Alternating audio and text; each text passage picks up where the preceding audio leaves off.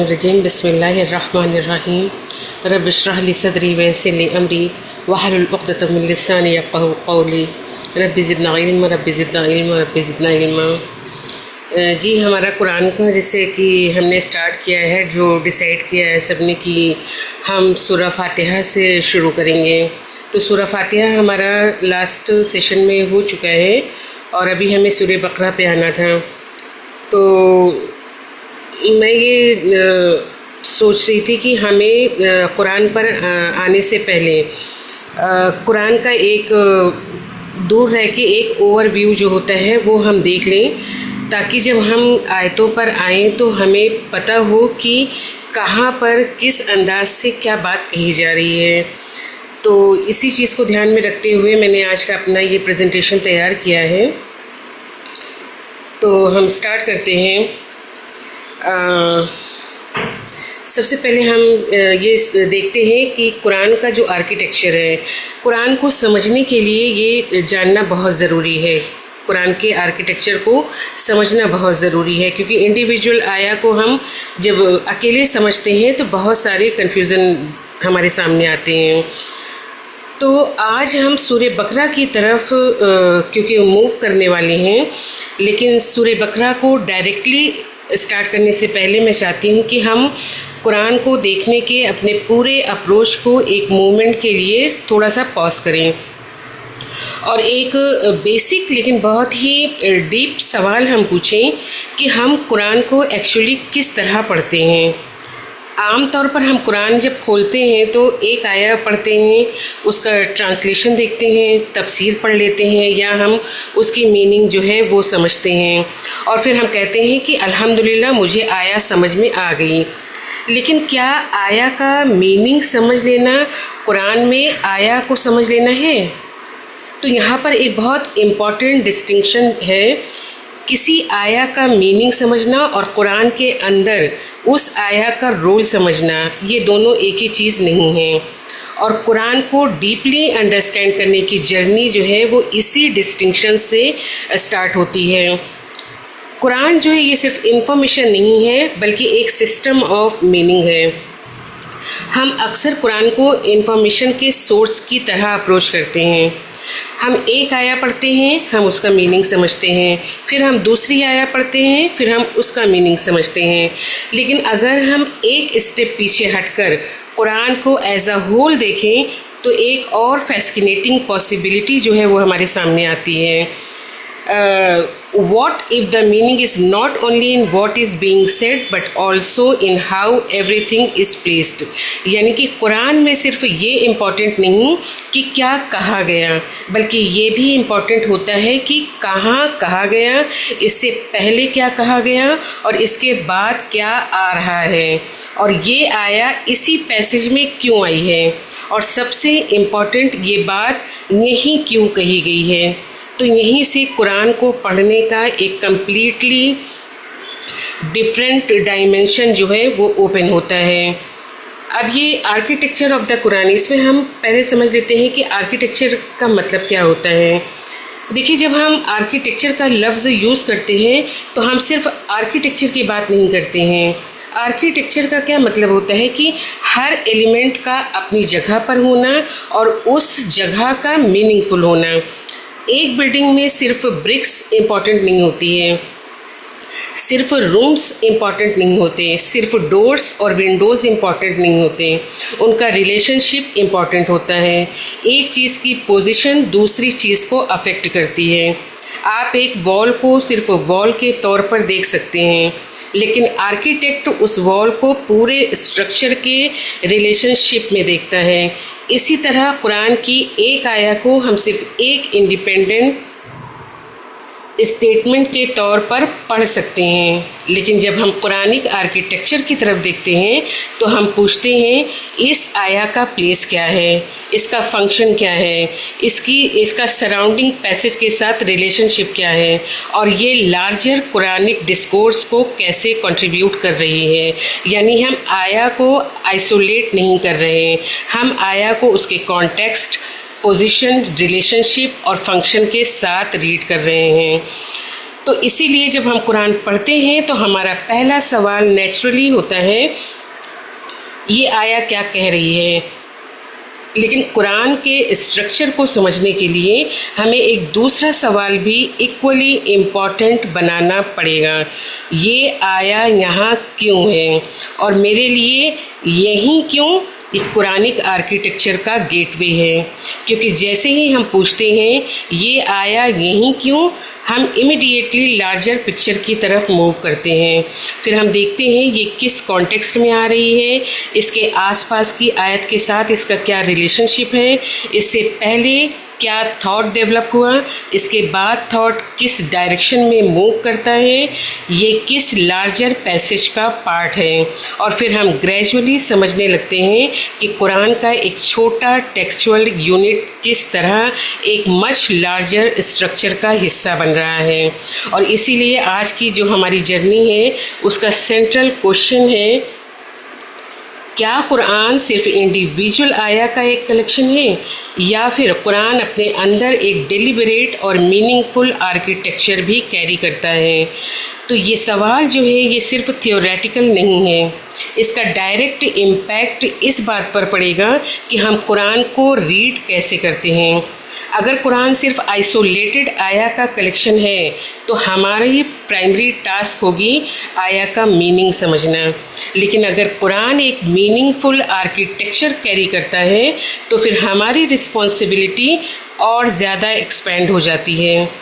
हमें सिर्फ आया का मीनिंग नहीं बल्कि उसकी पोजीशन, कॉन्टेक्स्ट और लार्जर कुरानिक स्ट्रक्चर में उसका रोल भी समझना होगा। इसीलिए हमारे पास कुरान को पढ़ने के 2 लेवल्स के सवाल होंगे। पहला, व्हाट डज दिस आया से, यानी ये आया क्या कह रही है, ये हमें मीनिंग तक लेके जाता है। दूसरा, व्हाई इज़ दिस आया हेयर, यानी कि ये आया यहीं क्यों है, और ये हमें स्ट्रक्चर, रिलेशनशिप और फंक्शन तक लेके जाता है। तो जब हम इन दोनों को कंबाइन करते हैं तब हम सिर्फ आया का मीनिंग नहीं देख रहे होते, हम कुरान के सिस्टम ऑफ मीनिंग को एक्सप्लोर कर रहे होते हैं। तो सूरह बकरा स्टार्ट करने से पहले मैं चाहती हूँ कि हम अपने माइंड में एक सवाल लेकर जो है वो एंटर करें, ये आया यहीं क्यों है।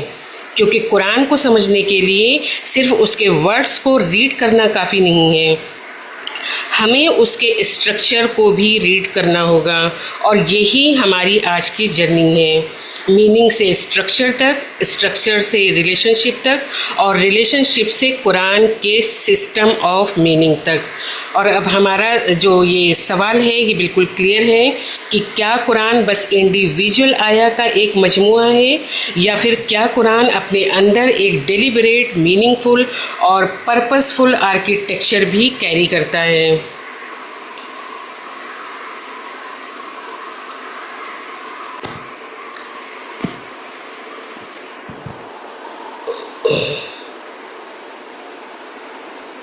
जी, स्क्रीन चला गया क्या? जी सर, दायरा उस पर क्लिक करें। जी, अभी देखिए आया। हाँ, क्लियर क्लियर है, अभी आया। जी। जी।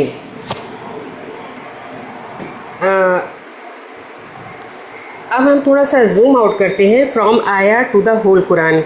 कुरान की आर्किटेक्चर आया से होल कुरान तक।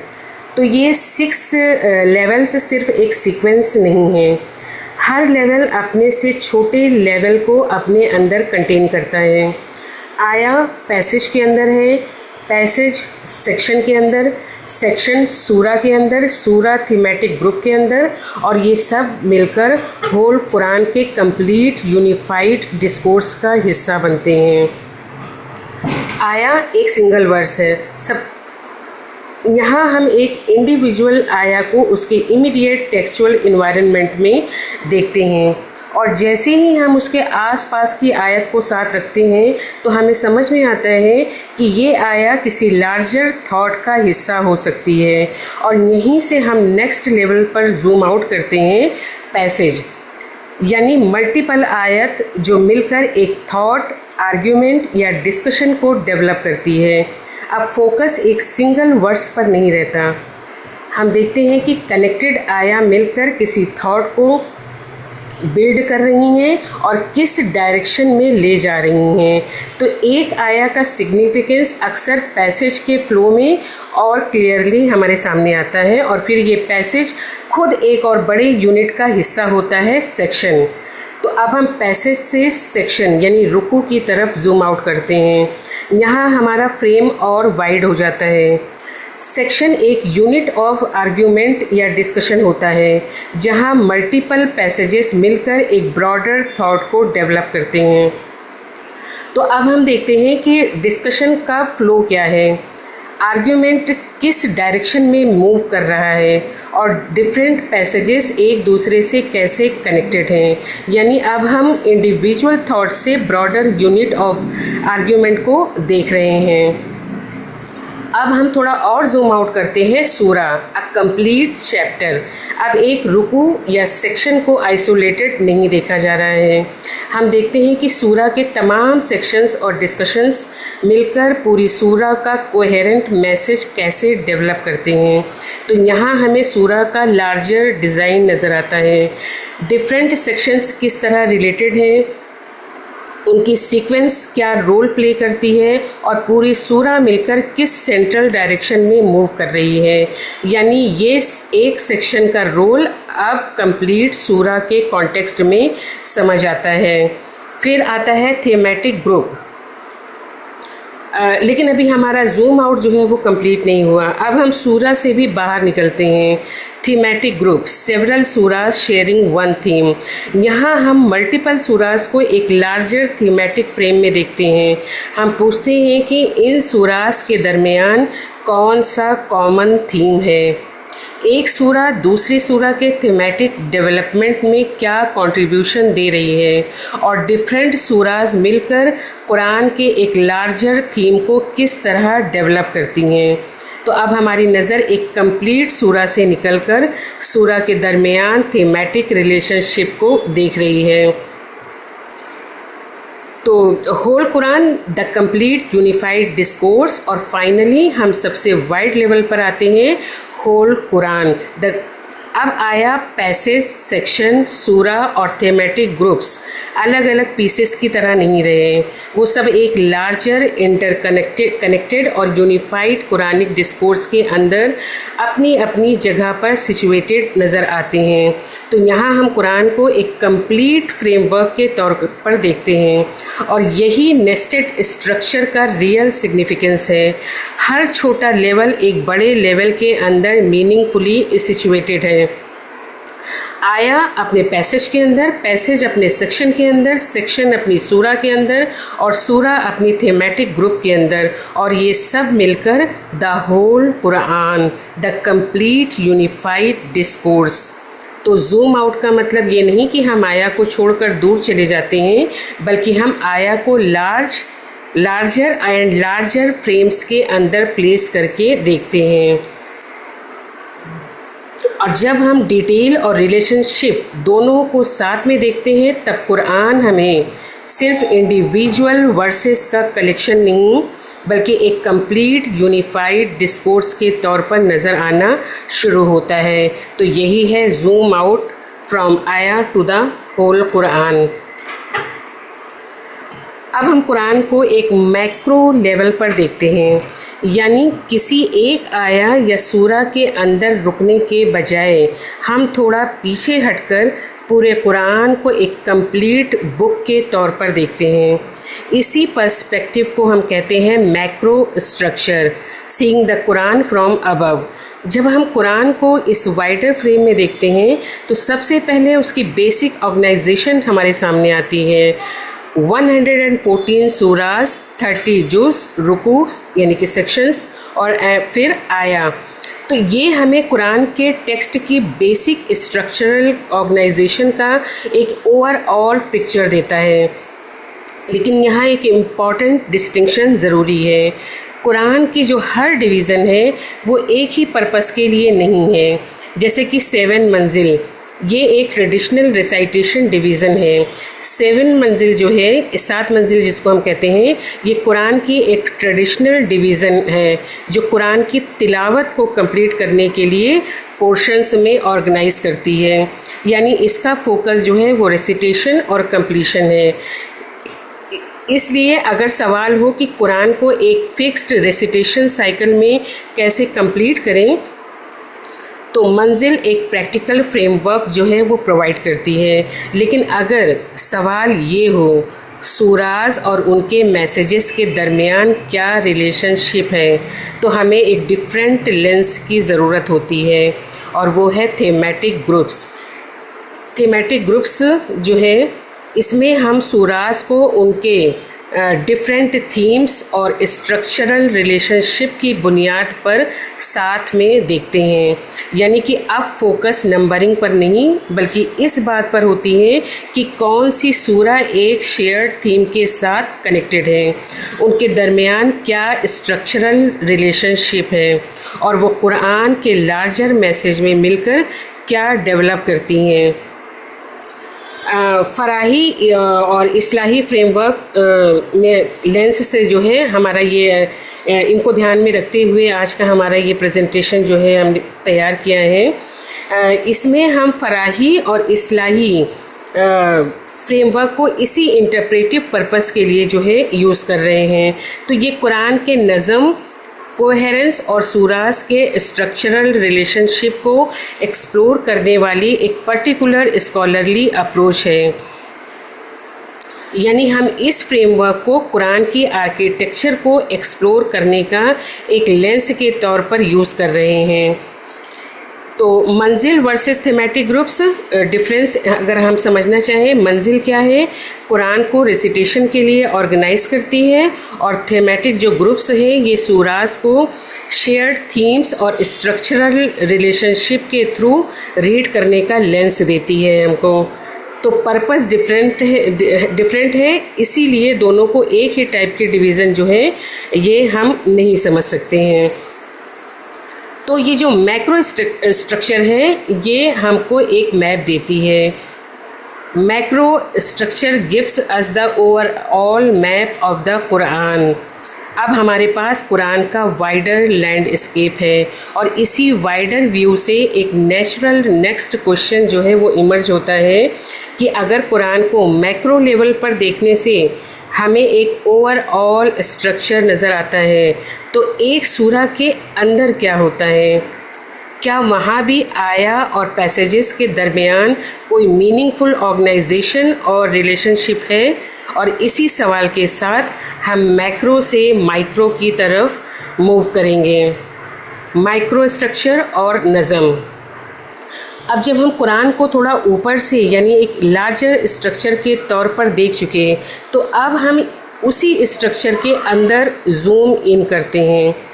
मैक्रो लेवल पर हमने सूरा के सेक्शन, थीम्स और ओवरऑल डायरेक्शन को देखा।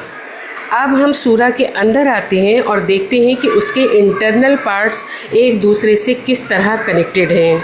अगर पूरी सूरा एक ऑर्गेनाइज्ड स्ट्रक्चर है, तो उस स्ट्रक्चर के अंदर हर आया की अपनी पोजीशन क्यों है। यानी सिर्फ ये जान लेना कि सूरा में क्या क्या थीम्स हैं ये काफ़ी नहीं होता है। अब हमें देखना है कि आया, पैसेजेस, सेक्शंस और थीम्स एक दूसरे के साथ किस तरह काम कर रहे हैं। तो इसी को हम माइक्रो स्ट्रक्चर कहते हैं। सबसे पहले हमें कुरान की आयत को आइसोलेटेड स्टेटमेंट्स की तरह नहीं देखना चाहिए। अक्सर एक आया अपना मीनिंग पूरी तरह तब खोलती है जब हम उसके पहले वाली और बाद वाली आया के साथ में कनेक्ट करके देखते हैं। कभी एक आया जो होती है वो एक प्रिंसिपल इस्टेब्लिश करती है और अगली आया उसको एक्सप्लेन करती है। कभी एक आया एक पॉइंट इंट्रोड्यूस करती है और अगला पैसेज उसको फर्दर डेवलप करता है। तो यहाँ हम इंडिविजुअल आया से मूव करके आया के रिलेशनशिप को देखना शुरू करते हैं, और जब मल्टीपल आयत जो है वो कनेक्टेड होती हैं तो वो हमें एक लार्जर पैसेज की तरफ लेके जाती हैं। कनेक्टेड आया मिलकर सिर्फ इंफॉर्मेशन का कलेक्शन नहीं बनती हैं, वो मिलकर एक थॉट और आर्ग्यूमेंट डेवलप करती हैं। कुरान किसी पैसेज में एक बात इस्टेब्लिश करता है, फिर उसको एक्सप्लेन करता है, एविडेंस देता है, उसके कॉन्सिक्वेंसेस सामने रखता है और रीडर को एक कंक्लूज़न तक लेके जाता है। यानी पैसेज के अंदर एक डायरेक्शन होती है। इसीलिए हर आया का इंडिविजुअल मीनिंग समझने के साथ पैसेज के आर्ग्यूमेंट्स को भी फॉलो करना ज़रूरी होता है। तो ये पैसेज एक पॉइंट से दूसरे पॉइंट तक थॉट को किस तरह डेवलप कर रहा है, ये हमें देखना होता है। अब यहाँ से हम एक और वाइडर लेवल की तरफ मूव करते हैं, थीम्स। एक थीम सूरा की बिगिनिंग में इंट्रोड्यूस होती है, फिर कुछ आया के बाद उसका दूसरा एस्पेक्ट सामने आ सकता है। बाद में वही थीम किसी हिस्टोरिकल इंसिडेंट, लीगल इंस्ट्रक्शन या मॉरल लेसन के थ्रू और ज़्यादा वो डेवलप हो सकती है। इसीलिए जब सरफेस पर सब्जेक्ट चेंज नज़र आए तो हम उसे फ़ौरन डिसकनेक्टेड टॉपिक जो है वो नहीं समझते हैं। हम देखते हैं कि नया सब्जेक्ट पिछले सब्जेक्ट से किस पर्पस के थ्रू कनेक्टेड है। यानी कि सरफेस पर सब्जेक्ट डिफरेंट हो सकता है लेकिन अंडरलाइंग पर्पस कनेक्टेड रहता है। इसी मोमेंट को समझने के लिए हमें सेक्शंस के सेंट्रल पर्पस को देखना पड़ता है। फोर्थ है सेक्शंस सर्व आ सेंट्रल पर्पस। डिफरेंट सेक्शंस में डिफरेंट सब्जेक्ट आ सकते हैं, belief, history, law, morality, social guidance, लेकिन हर सेक्शन को सूरा से अलग करके हमें नहीं देखना है। हर सेक्शन सूरा के सेंट्रल पर्पस में अपना कंट्रीब्यूशन देता है।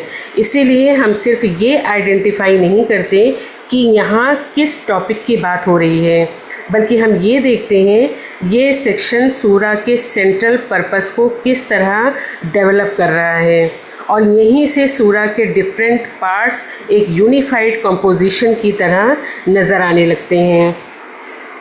बिगनिंग और एंडिंग सूरा की कोहेरेंस को समझने का एक पावरफुल तरीका है बिगनिंग को एंड के साथ कंपेयर करना। सूरा किस बात से स्टार्ट होती है और सूरा किस बात पर ख़त्म होती है। बिगिनिंग में जो सेंट्रल डायरेक्शन इस्टेब्लिश होती है, एंडिंग उस डायरेक्शन को कंप्लीट कर सकती है। बिगिनिंग में जो कॉन्सेप्ट सीड की तरह दिया जाता है, एंडिंग तक वो कॉन्सेप्ट फुली डेवलप हो सकता है। इसीलिए सूरा को सिर्फ बीच के पैसेजेस को सेपरेटली पढ़कर समझना ये हमारे लिए इनफ नहीं है। हमें उसकी कंप्लीट जर्नी बिगिनिंग से एंडिंग तक देखनी है और यहीं से हमें यूनिटी ऑफ सूरा का कॉन्सेप्ट समझ में आता है। अब आते हैं नज़म पर। इन तमाम रिलेशनशिप को जो हमने देखा, आया connect with one another, passages develop an argument, themes move through a सूरा, sections serve a central purpose, beginning, ending. तो इन तमाम रिलेशनशिप को एक कॉन्सेप्चुअल फ्रेमवर्क में समझने के लिए एक इम्पॉर्टेंट टर्म है जिसको कहते हैं नज़म। नज़म का मतलब होता है मीनिंगफुल अरेंजमेंट, कनेक्शन और coherence with in Quranic discourse. यानी कुरानिक डिस्कोर्स के डिफरेंट पार्ट्स का मीनिंगफुल अरेंजमेंट, कनेक्शन और कोहेरेंस। नज़म के पर्सपेक्टिव से हम सिर्फ ये नहीं देखते कि आया का मीनिंग क्या है, बल्कि वाई इज़ दिस आया हेयर, यानी अल्लाह ने ये बात इसी जगह पर क्यों रखी, इस आया का पहले और बाद के टेक्स्ट से क्या रिलेशन है, ये पैसेज के आर्ग्यूमेंट में क्या रोल प्ले कर रहा है और सूरा के लार्जर पर्पस के अंदर इसकी पोजीशन क्या है। यही मीनिंगफुल प्लेसमेंट का कॉन्सेप्ट है। अब आता है कनेक्शन। नज़म के साथ रब्त का कनेक्शन जो है ये भी बहुत इम्पॉर्टेंट है। रब्त यानी कि रिलेशन या लिंक। आया का आया से लिंक, रब्त। पैसेज का पैसेज से रब्त। सेक्शन का सूरे के सेंट्रल पर्पस से रब्त। और सूरे के डिफरेंट पार्ट्स का पूरी सूरा से रब्त। इसी रब्त के थ्रू यूनिटी ऑफ अ सूरा को अंडरस्टैंड किया जाता है, यानी सूरा के डिफरेंट पार्ट्स अलग अलग डिस्कशंस होने के बावजूद एक यूनिफाइड कंपोजिशन का हिस्सा बनते हैं। और ये अप्रोच जो है, जो हम देख रहे हैं अभी, ये कोई मॉडर्न स्कॉलर्स ने इसको नहीं शुरू किया है। हमारे जो क्लासिकल स्कॉलर्स हैं उन्होंने कुरान की लैंग्वेज, कॉन्टेक्स्ट, अरेंजमेंट और आया के म्यूचुअल रिलेशनशिप पर इम्पॉर्टेंट वर्क किया है। फ़खरुद्दीन राज़ी, जिनको हम इमाम राज़ी के नाम से जानते हैं, अल बक़िलानी और ज़मख़शरी, जिन्होंने कि कशाफ़ लिखी है, इन लोगों ने, ये हमारे क्लासिकल स्कॉलर्स हैं, इनके वर्क्स में कुरानिक डिस्कोर्स के इंटरनल रिलेशनशिप और लिंग्विस्टिक स्ट्रक्चर की इम्पॉर्टेंट ग्राउंड वर्क हमें देखने को मिलती है। फिर उसके बाद आते हैं शाह वलीउल्लाह देहलवी। उनके यहाँ रब्त का कॉन्सेप्ट और क्लियरली डेवलप होता है। कुरान के डिफरेंट पोर्शंस के म्यूचुअल कनेक्शन को समझने के कॉन्टेक्स्ट में। उसके बाद हमीदुद्दीन फ़राही ने नज़म और यूनिटी ऑफ द सूरा को सिस्टमेटिक फॉर्म में डेवलप किया। उनके फ्रेमवर्क में सूरा को डिस्कनेक्टेड टॉपिक का कलेक्शन नहीं बल्कि एक यूनिफाइड कंपोजिशन के तौर पर देखा जाता है। फिर उसके बाद हमीदुद्दीन फ़राही के जो स्टूडेंट थे, अमीन एहसन इस्लाही, उन्होंने इस अप्रोच को और सिस्टमेटिक तरीके से डेवलप किया और सूरा के इंटरनल रिलेशनशिप के साथ लार्जर सूरा ग्रुप रिलेशनशिप को भी एक्सप्लेन किया है। यानी इंटेलेक्चुअल डेवलपमेंट को एक लाइन में अगर हम देखें तो वो रब्त से यूनिटी ऑफ अ सूरा, फिर उससे लार्जर स्ट्रक्चरल रिलेशनशिप और मैक्रो और माइक्रो। और यही हमारी प्रीवियस जो हमने अभी हमने देखा, हमारा वो कलेक्शन जो है वो कनेक्शन जो है वो हमारा यहाँ पे कंप्लीट होता हमें दिखता है। मैक्रो स्ट्रक्चर में हमने कुरान और सूरा को लार्जर फ्रेम में देखा।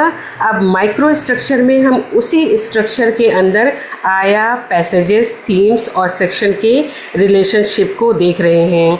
लेकिन ये वन वे मूवमेंट नहीं है। मैक्रो और माइक्रो लेवल्स कॉन्टिन्यूसली इंटरैक्ट करते हैं।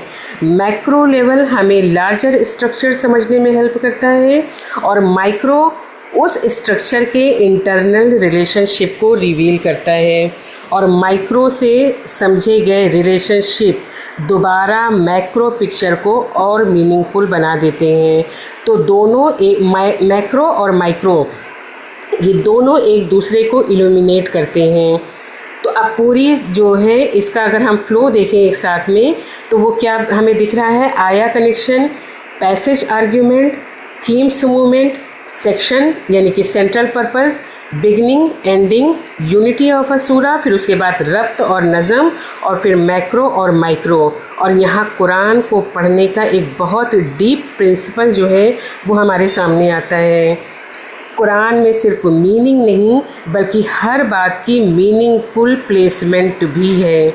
यानी कुरान में सिर्फ क्या कहा गया है यही इम्पॉर्टेंट नहीं है, कहाँ कहा गया है, किसके बाद कहा गया है, किसके साथ कनेक्टेड है और लार्जर डिस्कोर्स में उसकी क्या पोजीशन है, ये भी मीनिंग को समझने का हिस्सा है। और इसीलिए हमारा सेंट्रल क्वेश्चन हमारा अभी भी वही रहता है, वाई इज़ दिस आया हेयर। यही सवाल हमें माइक्रो स्ट्रक्चर से नज़म और नज़म से कुरान की डीपर इस आर्किटेक्चर तक लेकर जाता है।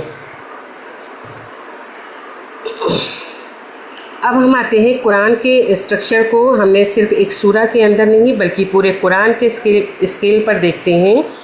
अभी हमने देखा कि सूरा के इंटरनल रिलेशनशिप और फिर मैक्रो स्ट्रक्चर को हमने समझा। अब उसी लार्जर फ्रेम को एक और लेवल पर हम लेकर जाते हैं। फ़राही और इस्लाही अप्रोच में कुरान की सूरास को जो है 7 मेजर थीमेटिक ग्रुप्स के फ्रेमवर्क में स्टडी किया गया है और इस ग्रुपिंग का मकसद ये समझना है कि कुरान के मज़ामीन अलग अलग जगह पर बिखरे हुए नहीं हैं। जैसे कि हम सब जब ट्रांसलेशन में कुरान को पढ़ते हैं तो हमें ये फ़ील होता है कि अभी बात कुछ हो रही थी और फिर अचानक से बात चेंज हो गई, तो हमें लगता है कि कुरान बिखरा हुआ है।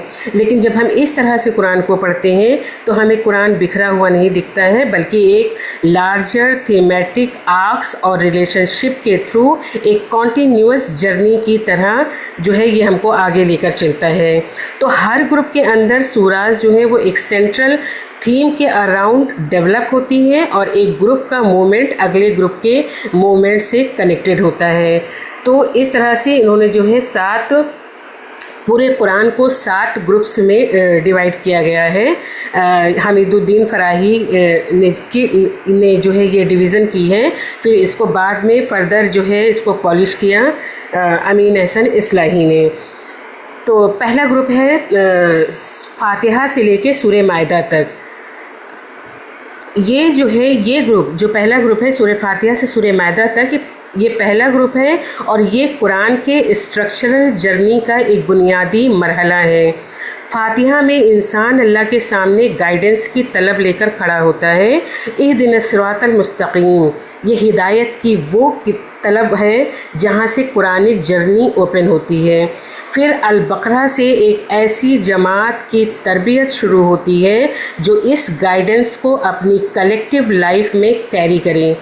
बनी इसराइल के हिस्टोरिकल एक्सपीरियंस के मुकाबले में एक नई उम्मा को रिस्पॉन्सिबिलिटी दी जाती है। ईमान, इबादत, कानून, family life, economy, social justice और कलेक्टिव डिसिप्लिन, ये सब इसी उम्मा की फॉर्मेशन का हिस्सा बनते हैं। आले इमरान में आइडियोलॉजिकल क्लैरिटी और स्टेडफास्टनेस ये मजबूत होते हैं। सूरह निसा में सोशल स्ट्रक्चर, राइट्स और कलेक्टिव रिस्पॉन्सिबिलिटीज़ डिटेल में सामने आती है और सूरह माइदा तक ऑब्लिगेशंस और शरिया का फ्रेमवर्क कंप्लीशन की तरफ बढ़ता है। अब सेकंड ग्रुप पे हम आते हैं, वो है सूरह अनआम से सूरह तौबा तक। अब कुरानिक डिस्कोर्स का फोकस सूरह अनाम से तौबा तक जो है, यहाँ पर फोकस उन लोगों की तरफ शिफ्ट होता है जो तौहीद और रिसाला को रिजेक्ट करते हैं। सूरह अनाम में अल्लाह की वहदानियत और शिर्क के खिलाफ पावरफुल आर्ग्यूमेंट सामने आते हैं। क्रिएशन, नेचर और अल्लाह की कुदरत के साइंस के ज़रिए तौहीद को इस्टेब्लिश किया जाता है। फिर डिफरेंट हिस्टोरिकल कम्युनिटीज़ के एग्जाम्पल्स के थ्रू दिखाया जाता है कि वही और रसूल की दावत को रिपीटेडली रिजेक्ट करने का कॉन्सिक्वेंस जो है वो क्या होता है। और सूरह तौबा तक ये कन्फ्रंटेशन डिसीजिव स्टेज पर पहुंचता है, जहां मुस्लिम कम्युनिटी और हॉस्टाइल फोर्सेस के रिलेशनशिप को हिस्टोरिकल क्लैरिटी मिलती है। तीसरा ग्रुप आता है सूरह यूनुस से लेकर सूरह नूर तक, और ये तीसरा ग्रुप जो है ये नबूवत के मिशन को सेंटर में रखता है। यूनुस से प्रोफेटिक दावा, वही की हकीकत और लोगों के रिस्पांस का डिस्कशन हमारे सामने आता है। प्रॉफिट्स के मिशन सिर्फ जो है इंफॉर्मेशन नहीं देते हैं, बल्कि इंसान को अल्लाह के साथ उसका असली रिलेशनशिप भी याद दिलाते हैं। और आगे कुरान ये क्लियर करता है कि ट्रुथ को एक्सेप्ट करना सिर्फ इंटेलेक्चुअल एक्सेप्टेंस नहीं है, बल्कि उसके लिए सब्र, कैरेक्टर और मॉरल डिसिप्लिन भी ज़रूरी है। और इसी डेवलपमेंट के साथ सूरह नूर तक फोकस सोशल प्यूरिफिकेशन पर आता है। Family, modesty, accusation, privacy, social conduct और कम्युनिटी एथिक्स। अब हम आते हैं चौथे ग्रुप पर, फोर्थ ग्रुप पर। अल फुरकान से लेके सूरह अहज़ाब तक है। अल फुरकान कुरान को फुरकान, ट्रुथ और फॉल्सहुड को डिस्टिंग्विश करने वाली क्राइटेरियन के तौर पर इस्टेब्लिश करता है। रसूल अल्लाह सल्लल्लाहु अलैहि वसल्लम के मिशन पर उठने वाले ऑब्जेक्शंस का जवाब दिया जाता है और कुरान की अथॉरिटी इस्टेब्लिश होती है। लेकिन ट्रुथ को इस्टेब्लिश कर देना और ट्रुथ पर स्टैंड करना, ये दो डिफरेंट स्टेजेस हैं।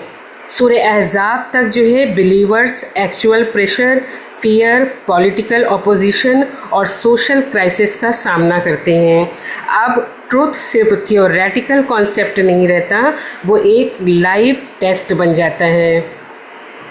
फिफ्थ ग्रुप पे आते हैं जो कि सूरह सबा से लेके हुजुरात तक है। अल्लाह की दी हुई वेल्थ, पावर और रिसोर्सेज के साथ इंसान का रिलेशनशिप यहाँ पर जो है वो दिखाया गया है। सूरह सबा में प्रॉस्पेरिटी और मटेरियल ब्लेसिंग्स का टेस्ट सामने आता है। जब रिसोर्सेज अल्लाह की तरफ से हो तो उनका रिस्पांस शुक्र और ओबीडियंस होता है या गुरूर और मटीरियलिज्म। फिर कुरान ईमान को इंडिविजुअल लेवल से सोसाइटी के लेवल तक लेकर जाता है। सूरह हुजुरात में brotherhood, suspicion, backbiting, respect, social behaviour और कम्युनिटी डिसिप्लिन के प्रिंसिपल्स हमारे सामने आते हैं। ग्रुप 6 जो है वो सूरह काफ से लेकर सूरह तहरीम तक है। इस ग्रुप में कुरानिक डिस्कोर्स इंसान की फाइनल रियलिटी की तरफ और गहरा हो जाता है। दुनिया की ज़िंदगी, माल, क़ुव्वत और पोजीशन, ये सब चीज़ें टेम्प्रोरी हैं। असल रियलिटी अल्लाह के सामने वापसी और जवाबदेही है। सूरह काफ में रिसरेक्शन और आफ्टर लाइफ को पावरफुल अंदाज में इस्टेब्लिश किया जाता है और इंसान का कोई अमल अल्लाह की नज़र से हिडन नहीं है, ये वहाँ पर दिखाया जाता है। आगे आखिरत सिर्फ फ्यूचर इवेंट नहीं रहती, वो प्रेजेंट लाइफ को शेप करने वाली रियलिटी बन जाती है। जब इंसान को यकीन हो कि उसे अपने अमल का हिसाब देना है तो उसकी प्रायोरिटीज़, चॉइसेस और मॉरल रिस्पॉन्सिबिलिटी ट्रांसफॉर्म होती है। और सूरह तहरीम तक आते आते रिस्पॉन्सिबिलिटी हाईली पर्सनल लेवल पर सामने आती है।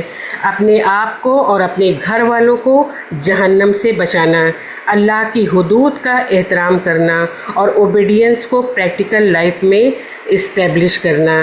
अब आते हैं आखिरी ग्रुप 7 पर, जो कि सूरह मुल्क से लेकर सूरह नास तक है। इस ग्रुप में कुरान के मैसेज को एक पावरफुल कंक्लूडिंग मोमेंट जो है वो हमें चलता हुआ नज़र आता है। सूरह मुल्क से बिगनिंग होती है अल्लाह की एब्सोल्यूट सॉवरेंटी के साथ।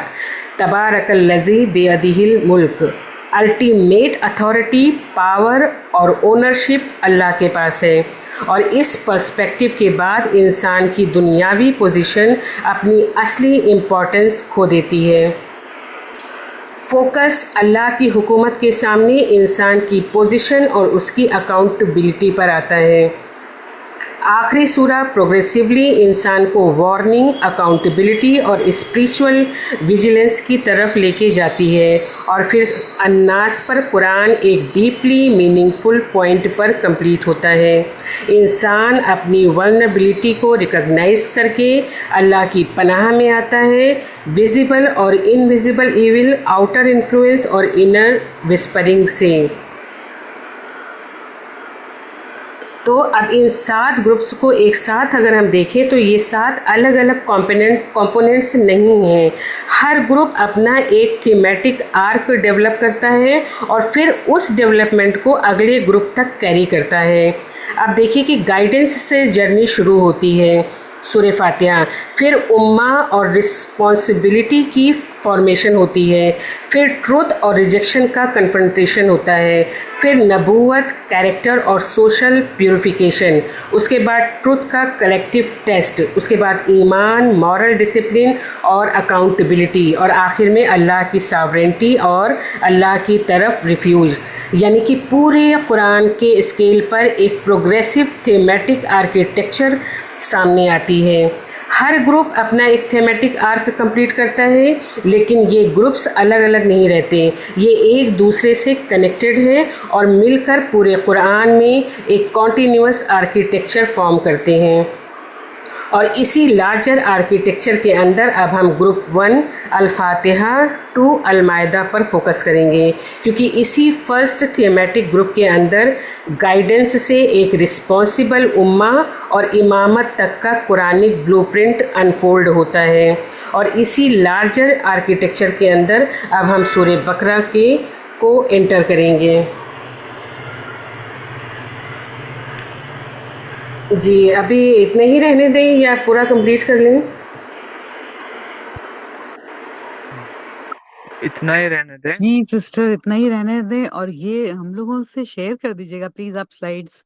अल्हम्दुलिल्लाह, आपने बहुत ही अच्छी तरह समझाया, लेकिन अभी इतना ज्यादा ये हो गया है कि जी इसको अभी अंदर उतारना पड़ेगा थोड़ा।